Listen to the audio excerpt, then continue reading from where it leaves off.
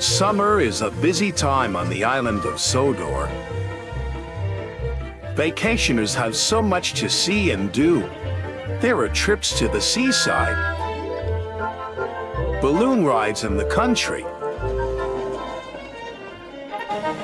and a brass band playing in the park. One morning, Edward was in a hurry. He didn't even stop to say hello to Stepney.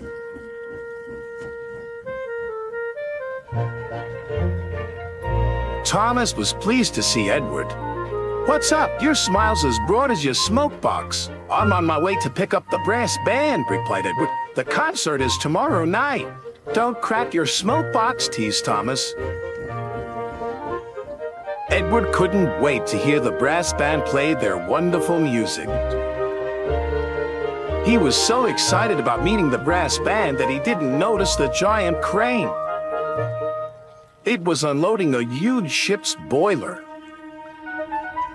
Suddenly, the crane swung the boiler and knocked Edward right off the track. Cranky had been watching. "You useless little engines are always in the way." Poor Edward. Sir Topham Hatt came immediately. "We will take you to the fitter's yard, and Bertie will have to meet the brass band instead of you." Edward was sad. That night, a raging storm rolled in. The fitters worked through the night trying to mend it. The rain pelted down. Now Edward felt sad and very damned.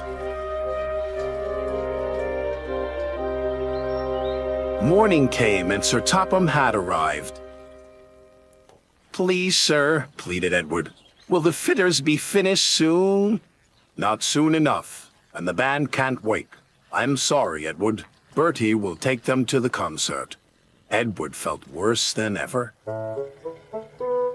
Bertie collected the brass band and set off immediately. He bumped cheerfully along the country roads, but there was trouble ahead. Last night's storm had flooded the road. Bertie's driver decided to take a shortcut.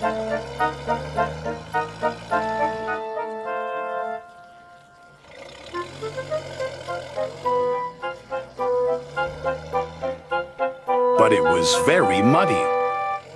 Bertie's wheels did not like the mud.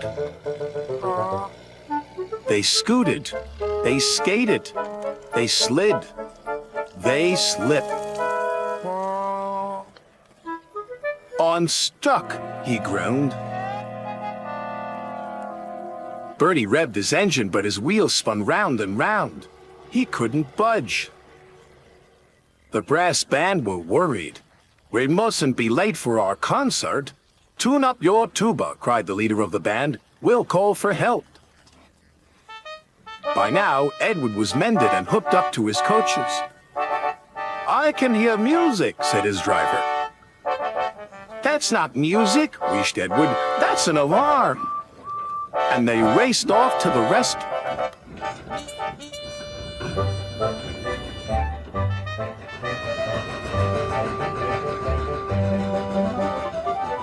The musicians were delighted to see their old friend. So was Bertie. "I'll get you to the concert in time," Edward cried. "Thank you," said the worried bandsman.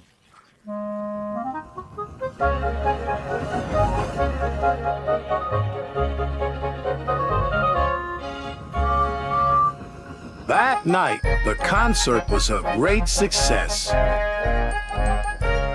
Everyone loved the music, especially Edward.